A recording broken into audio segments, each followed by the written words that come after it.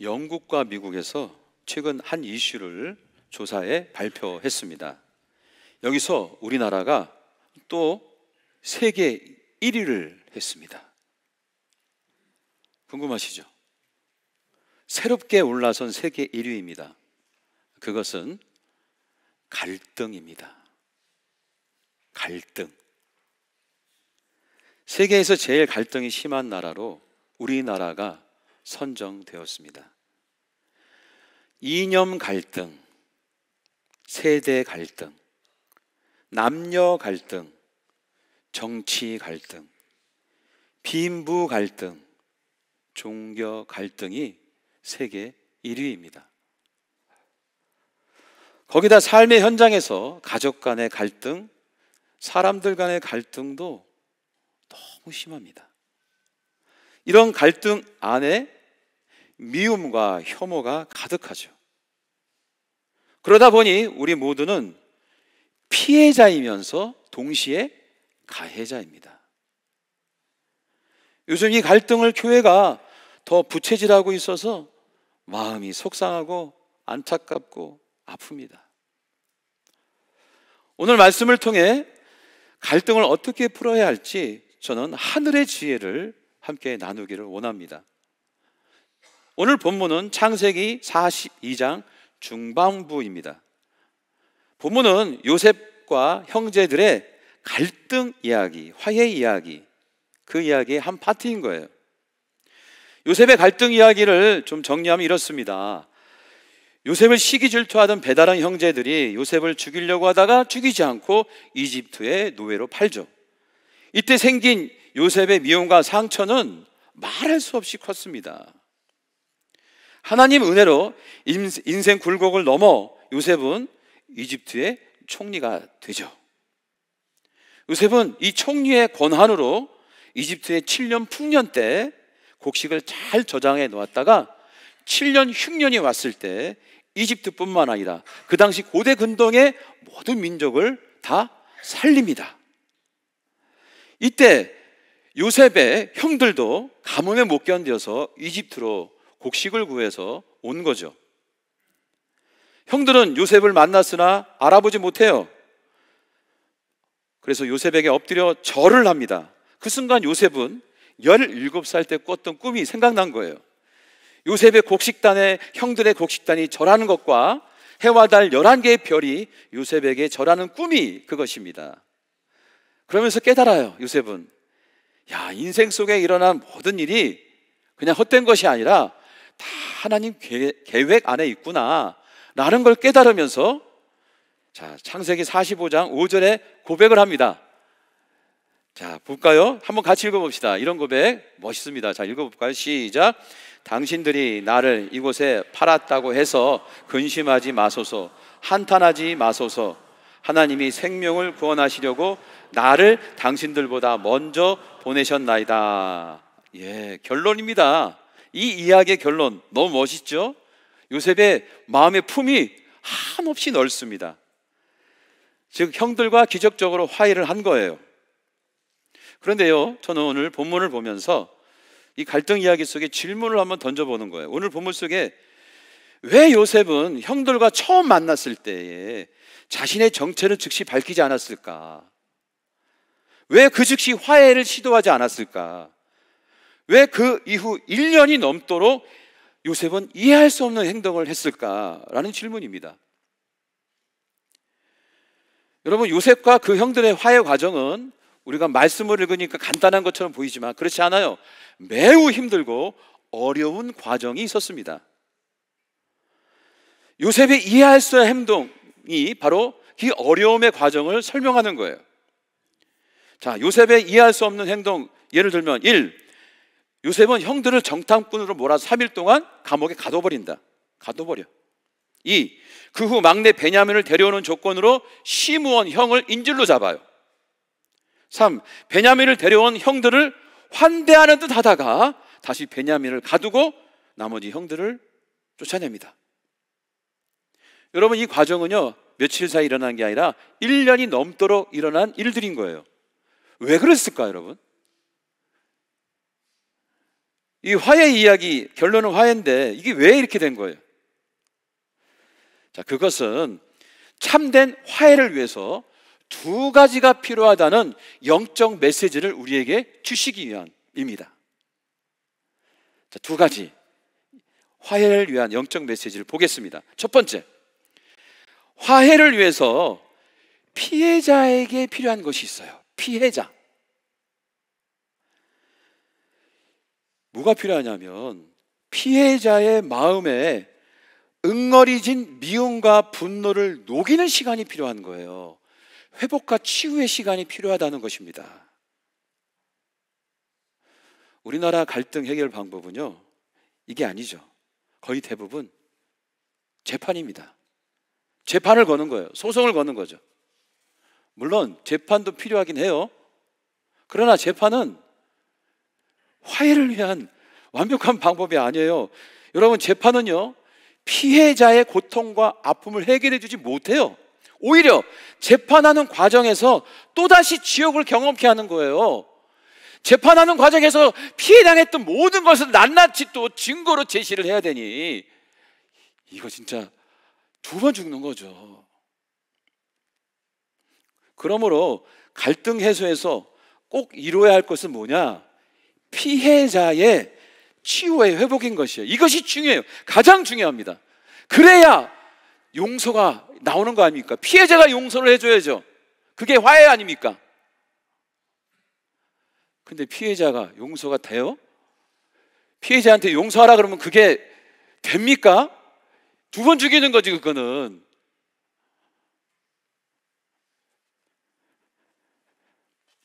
피해자의 용서 없이 이루어지는 갈등 해결은 없는 거예요. 근데 피해자의 마음속에 미움과 분노, 이 상처가 없어져야죠. 녹아야죠. 치유돼야죠. 안 그러면 이 화해 과정이라는 것이 다 분노와 그 상한 감정이 증폭될 뿐인 거예요. 17세였던 요셉은 형들에게 살려달라고 애걸복걸 했습니다. 그러나 그들은 동생을 매정하게 우물에 던져 죽이려고 했고 살렸지만 노예로 이집트에 팔아버립니다. 이 일을 당한 당사자인 요셉, 어떤 마음이었을까요? 17살이에요. 얼마나 무서웠겠어요? 얼마나 두려웠겠어요? 그런 형들을 금방 용서할 수 있을까? 안 되죠.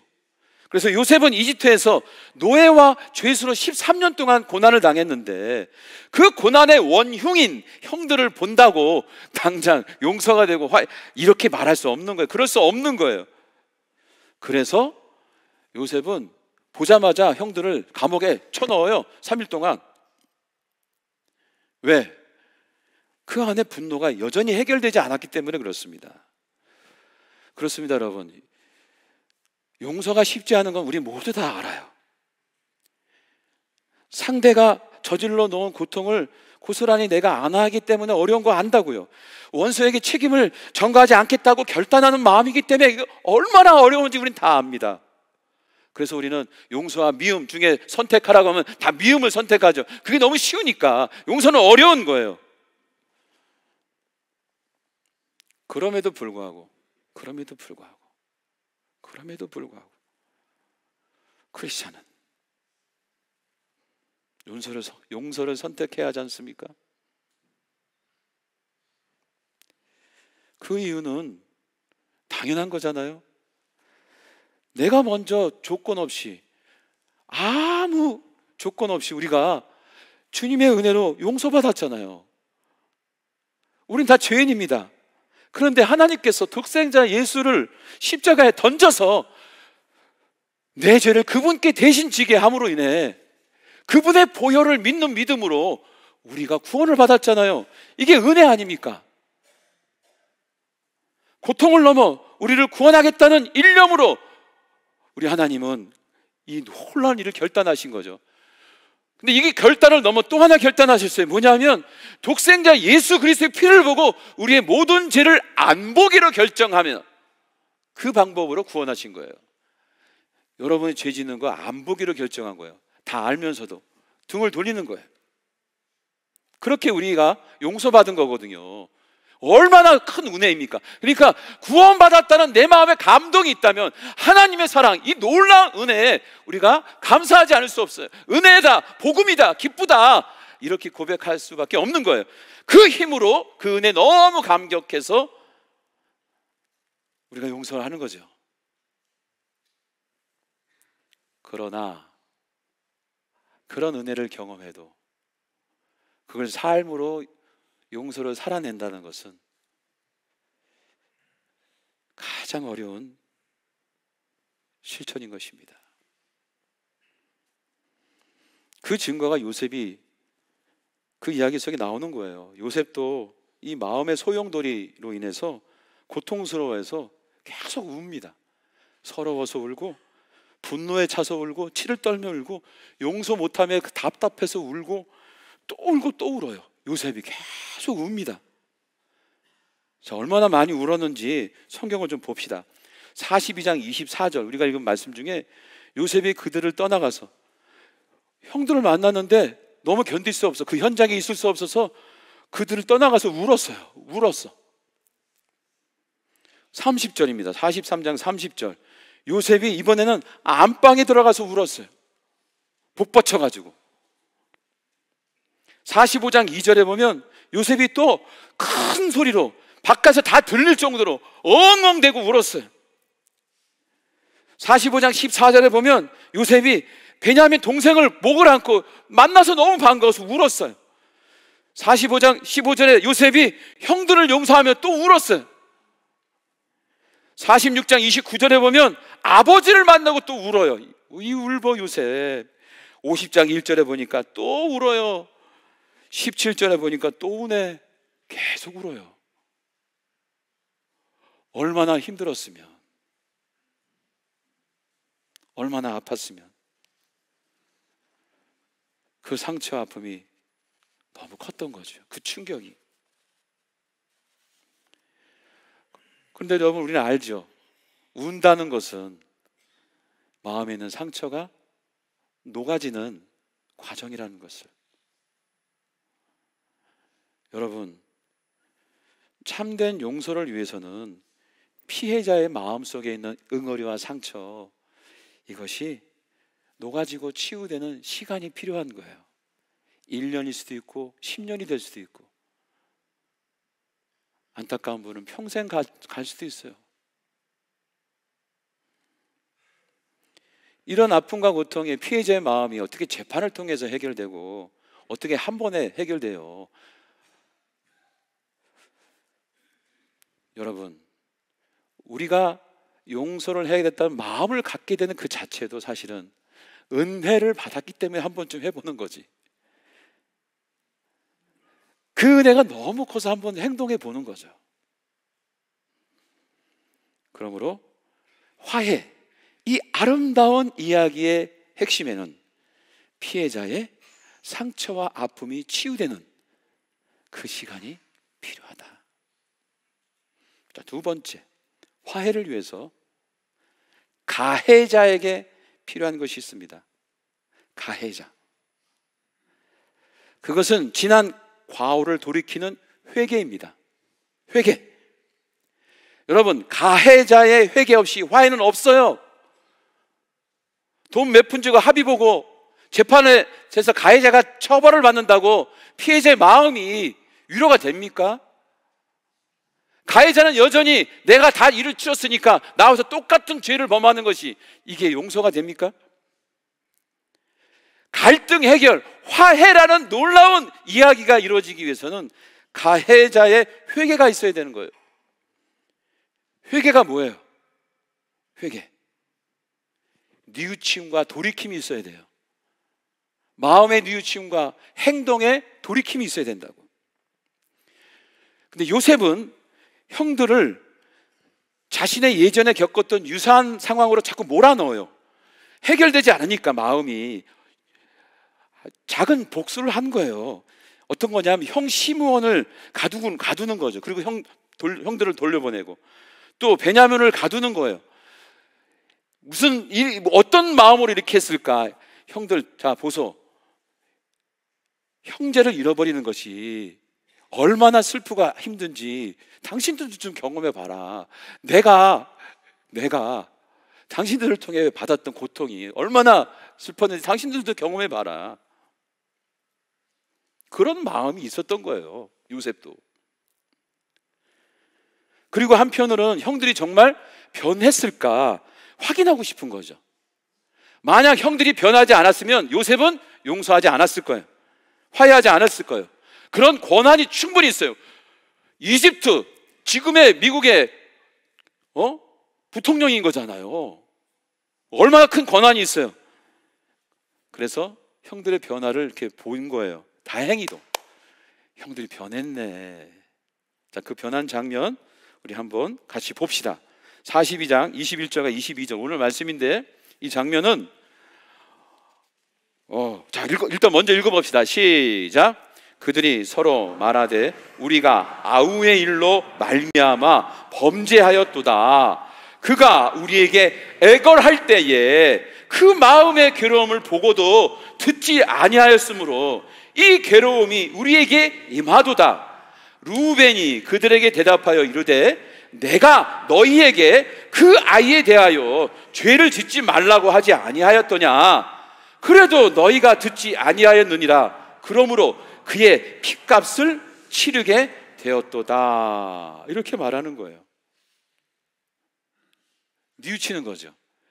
아유, 우리 요셉이 우리 때문에 고생이 시작되고 죽을 뻔했는데, 고봐 형, 내가 그러지 말자고 했잖아. 이 얘기를 지금 나누는 거예요. 근데 지금 그 얘기를 나누는 때에 국무총리, 이집트 국무총리니까 자신들의 이야기를 못 알아듣는다고 생각해요. 통역까지 뒀으니까. 근데 다 알아듣지, 요셉은. 아, 형들이 마음으로는 뉘우쳤구나 확인된 거예요. 자, 그러면 여러분, 즉시 화해를 했을까? 요셉이? 아닙니다. 뉘우침, 그걸 넘어 행동까지 나와야 하는 거예요. 행동, 이게 회개예요. 돌이켜야 된다고. 행동하지 말아야지, 잘못된 행동을. 그게 회개잖아요. 그래서 요셉은 이제 마음을 알아차렸어. 행동까지 변할 수 있는지 시험합니다. 자, 어떤 시험이냐? 친동생 베냐민을 인질로 잡겠다고 한 거예요. 그때 형 유다가 이렇게 자신의 변한 모습을 보여줍니다. 44장 31절입니다. 아버지가 야곱이죠. 아이 베냐민의 없음을 보고 죽으리니 이같이 되면 종들이 주의 종 우리 아버지가 흰머리로 슬퍼하며 수월로 내려가게 함이니라. 이집트의 베냐민이 또 포로로 잡혀오면 요셉이 죽어서 아버지가 이렇게 마음 아팠는데 또 다른 지옥이 될 거예요. 이렇게 유다가 말하는 거예요. 그러면서 어떤 행동을 결심하냐? 33절입니다. 이건 같이 읽어봅시다. 시작. 이제 주의 종으로 그 아이를 대신하여 머물러 있어 내 주의 종이 되게 하시고 그 아이는 그의 형제들과 함께 올려보내소서. 내가 대신 갇혀 있겠습니다. 내가 대신 인질이 되겠습니다. 유다 형이 그렇게 얘기한 거예요.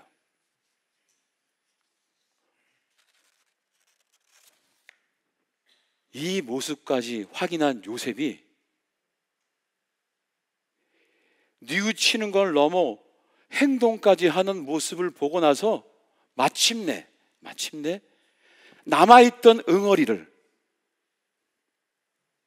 풀어냅니다.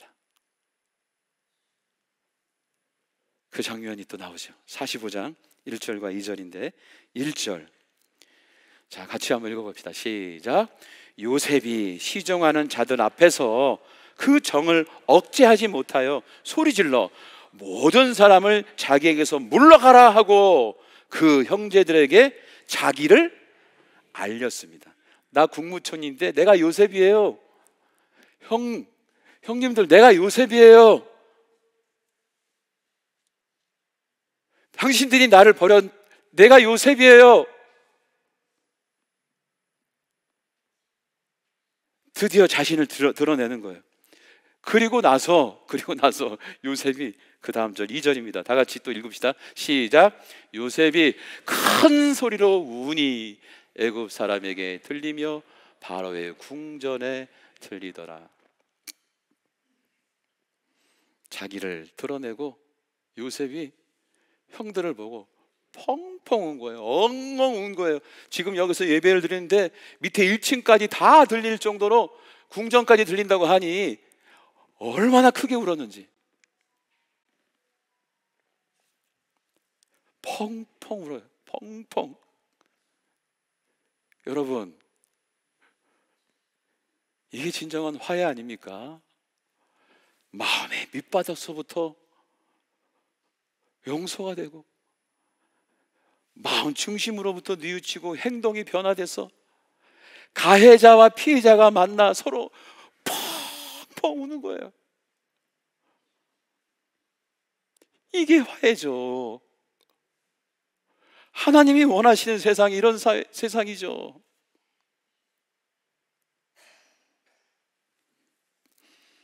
물론 이 사건, 지금 이 장면 안엔 엄청나게 많은 하나님의 은혜와 사랑이 막 담겨져 있는 거죠.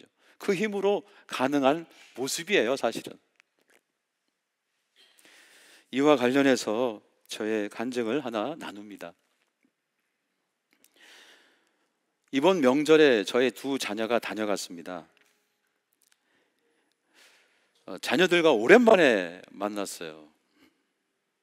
함께 지내면서 참 재밌었습니다.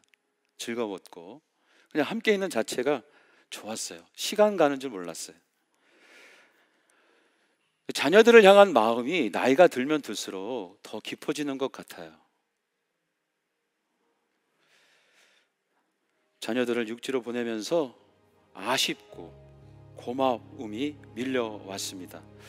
그리고 그 다음날 새벽 기도를 하는데 왜 이렇게 눈물이 나는지.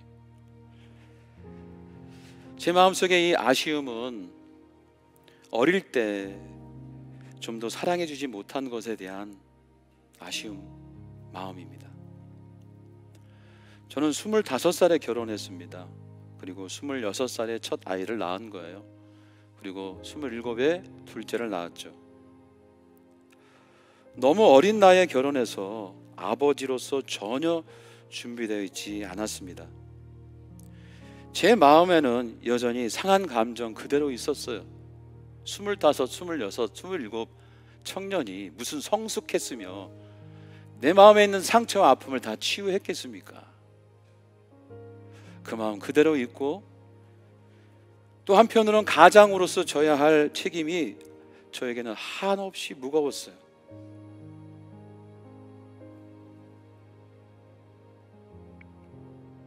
그렇게 저는 준비되지 않은 서툰 아버지였습니다. 서툴러도 너무나 서툰, 어떻게 아이들을 사랑할 줄도 모르고 어떻게 아이들을 만날지도 모르는, 나만 아는 내 욕구만이 중요한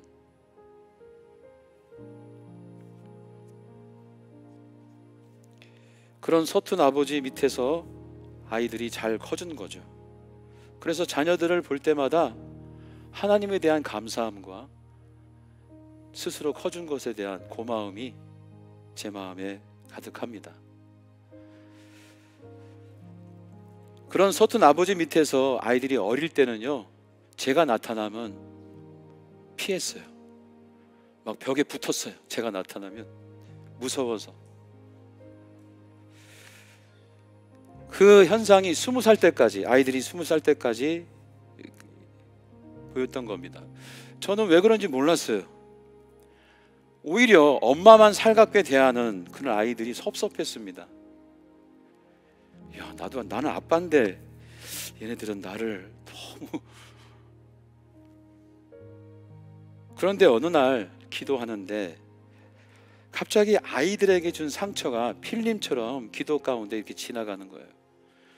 사진 하나하나가 제가 아이들에게 준 상처의 장면인 거죠. 그 사진, 그 필름을 볼 때 제 마음이 무너지기 시작한 겁니다. 너무 미안해서.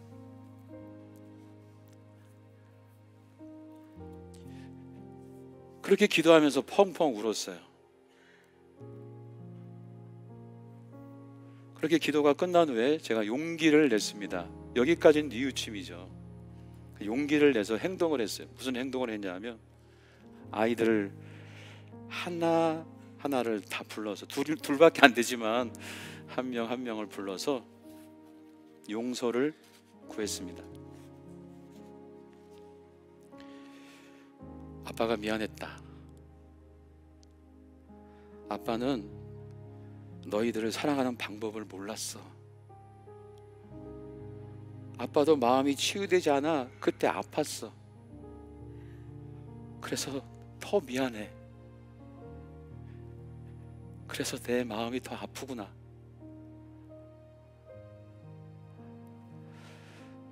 이렇게 제 마음을 표현하고 그 이후에 깊은 나눔을 한 후에 제가 좀 변했나 봅니다. 어느 순간부터 아이들이 저를 보면서 이렇게 말하는 거예요. 야, 아빠가 개가천선했어. 개가천선. 야, 우리 아버지 개가천선했어. 근데 저는요, 저희 자녀들이 개과천선하는 아빠라고 부르는 게 너무 좋아요. 지금 13년 동안 계속 그렇게 부르고 있어요. 계속 개가천선하고 있나 봅니다. 서툰 아버지보다 개가천선하고 있는 아버지가 참 좋습니다. 그렇게 관계가 회복되니까 아이들과의 만남이 늘 아쉽고 너무 시간이 빨리 가니까, 그리고 헤어질 때는 그 아쉬움과 고마움이 가슴을 뭉클하게 합니다. 사랑하는 성도 여러분, 진정한 갈등 해결을 위해서는 두 가지가 필요하다고 주님이 말씀하시는 거예요. 이 이야기를 하는 이유는 우리가 피해자일 수도 있지만 가해자가 될 수 있기 때문에, 우리는 피해만 당하는 존재가 아니에요. 누군가에게 상처를 주고 있어요. 그래서 오늘 이 말씀은 모든 이들에게 다 적용되는 거예요. 피해자는 마음의 앙금을 풀어야 하는 거예요. 치유와 회복이 필요한 거예요. 그런 시간과 과정이 필요한 거죠. 기다려줘야죠. 1년이 되었던 10년이 되었던, 그래야 용서가 가능한 거예요. 가해자는 뉘우치고 돌이켜야 되는 거예요. 회개가 반드시 필요한 거예요. 회개 없이 어떻게 피해자 앞에 나와서 떳떳할 수 있습니까? 그럴 수 없죠. 가해자는 알아야 돼요. 알아차려야 돼요. 자신이 얼마나 다른 이에게 상처를 주는지. 이렇게 피해자와 가해자가 만나 화해를 할 때, 오늘 요셉과 형제들이 서로 엉엉 울었던 그 화해의 장면이 내 인생 가운데서도 이루어질 수 있는 거예요. 여러분, 얼마나 힘드십니까?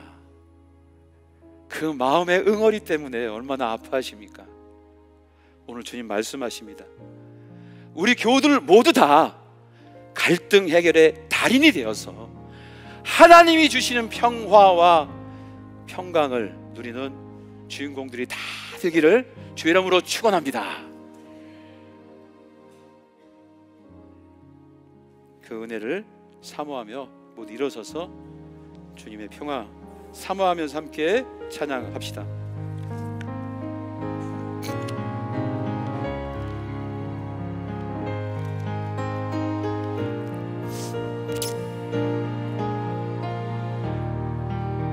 작은 소리로 한번 불러봐요.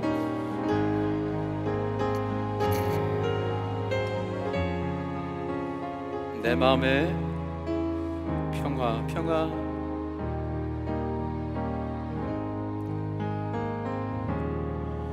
내 마음에 한 노래 있어. 나 즐겁게 늘 부르네.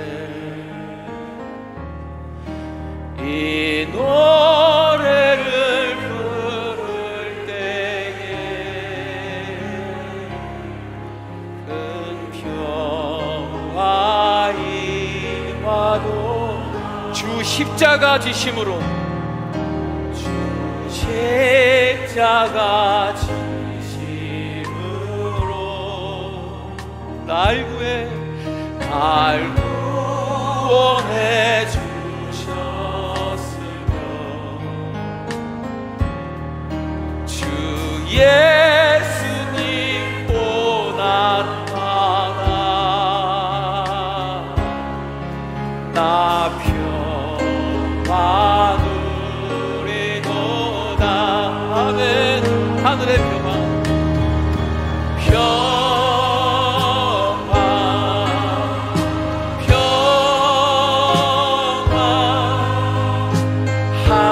하나님 주신 그 놀라운 주의 평화 하나님 선물일세. 나 주님께 영광 돌려 참 평화가 넘치도다. 주 하나님 은혜로서 이 평화 누리도다. 하늘의 평화 이곳에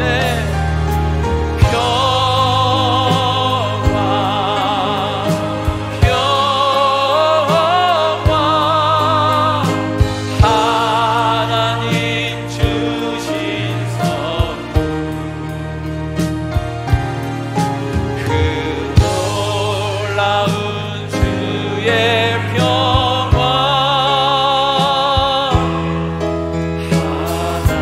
하나님 선물. 우리 두 손 들고 하늘의 평화를 받읍시다.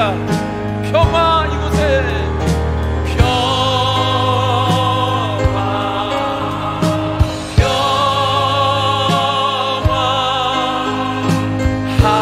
하나님 주신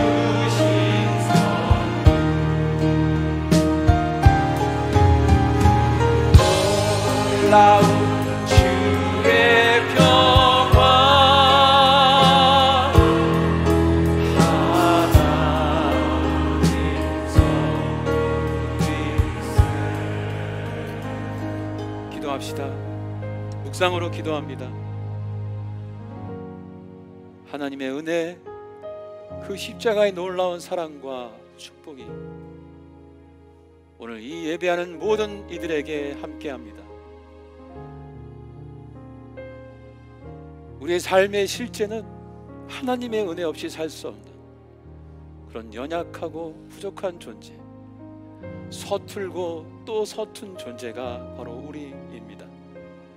오늘 이 시간도 하나님의 은혜, 그 놀라운 십자가의 사랑이 우리에게 충만히 임하셔서 우리의 삶의 현실도 화해와 평화가 넘칠 수 있도록 인도해 달라고 간절한 마음으로 주님께 묵상하며 나아갑니다.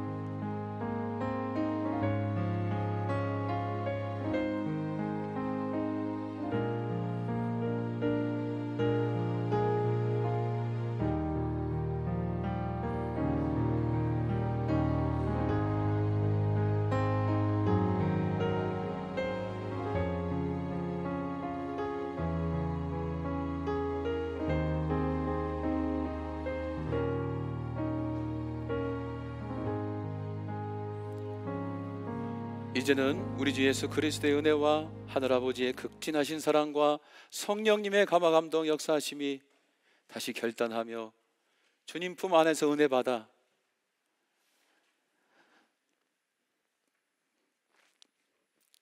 하늘의 평화를 이루며 살기를 결단하는 모든 견석들의 인생, 가정, 그리고 우리 교회와 민족 위에 이제부터 영원토록 함께하기를 간절히 축원하옵나이다. 아멘.